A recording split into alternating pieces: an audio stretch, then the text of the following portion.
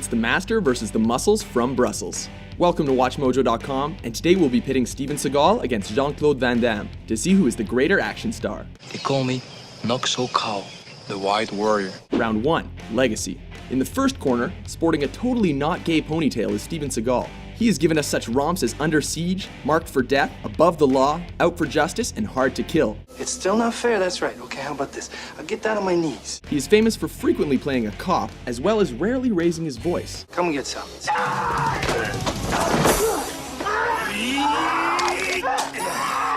In the other corner is Jean-Claude Van Damme. He has appeared in such popular films as Bloodsport, Hard Target, Kickboxer, Double Impact, Universal Soldier, and Time Cop. He has also played cops, but made it big playing underdogs in brutal fighting tournaments. Over the years, Van Damme has helped pull in over $1 billion at the box office, almost doubling that of Seagal. What do you think about that? They have about the same amount of good and horrible movies under their belts, and while we'd gladly love to award a tie going in, Van Damme slightly edges out his opponent for having been a more bankable actor and having a cooler name. Winner, Jean-Claude Van Damme. Okay. Round 2, Combat. Steven Seagal has a 7th dan in Aikido. Jean-Claude Van Damme is proficient in Shokotan Karate, Muay Thai, kickboxing, and Taekwondo. When it comes to the fight, Steven Seagal has no issues playing dirty. He'll wrap a pool ball in a cloth and use it to knock your teeth out. You knocked my teeth out!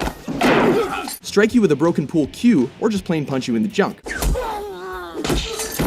He is all about trauma, neutralizing his opponent and turning their physical strength into a weakness. Meanwhile, Van Damme is focused on the kicks and likes to randomly drop into the splits during a heated exchange. Unfortunately, his superior strength would be used against him by Seagal. When the dust clears, Seagal is still standing.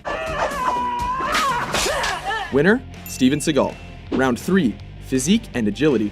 A hulking man of 6'4", Seagal has unfortunately become known in recent years for his ever-increasing circumference. I don't think you can drop us off, badass.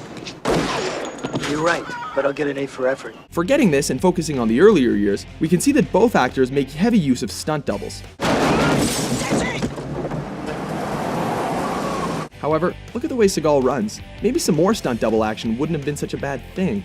Overall, Van Damme is slightly more agile and capable of incredible physical movements, including his trademark 360-degree spin kick. After all, he did study ballet. Because of my big legs and karate, I can do the splits no problem.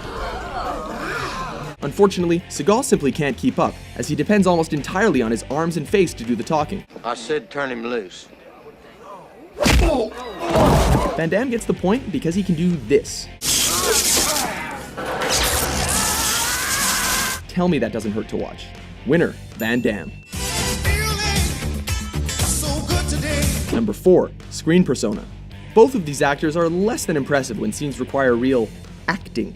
You want some blow? Yeah, I want some blow. Put your hands where I can see them or I'm gonna blow your head off. However, Seagal fills the void with his hardcore ego and his own brand of charisma. This includes quite a bit of trash talking through a quiet yet husky voice. You told Richie to get a lawyer. Have him turn himself in. If not, I'm gonna kill him. This led to him being hailed as the most gritty and realistic action star during his heyday. On the other hand, Van Damme comes off as a bit too polished and well-groomed, despite having the mandatory foreign accent that the genre requires. I mean, I figured you gotta be French or something because of your accent.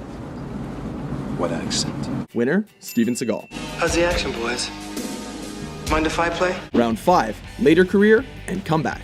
These two men were both once very bankable actors. Now, they're either added attractions or headed direct to home video. Seagal has adjusted to a calmer and more Buddhist lifestyle, while teaching martial arts and working as a deputy sheriff in Louisiana. When cast, he takes smaller parts, like playing the samurai sword-wielding villain in Machete. Meanwhile, Van Damme failed to enter the world of fashion with a line of denim clothing. My pants froze. And froze hard. So tight. However, he has starred in the well-received self-titled JCVD, several Universal Soldier sequels, provided the voice of Master Croc in Kung Fu Panda 2, and played the bad guy in The Expendables 2. Seagal may have a more interesting personal life, but Van Damme edges him out for staying slightly more relevant on cinema. Maybe we're being overly optimistic, but we sense a career comeback as Van Damme appears able to still perform those awesome spin kicks. Winner, Van Damme. Any other new business? Verdict. Sorry, Steven Seagal fans. While the star wins in combat and screen persona, he's left wincing in respect of Jean-Claude Van Damme, who claimed the victory 3-2. I'm gonna take you to the bank, Senator Trent. To the blood bank. Did this verdict give you the blues? Did Van Damme deserve his last-minute victory upset?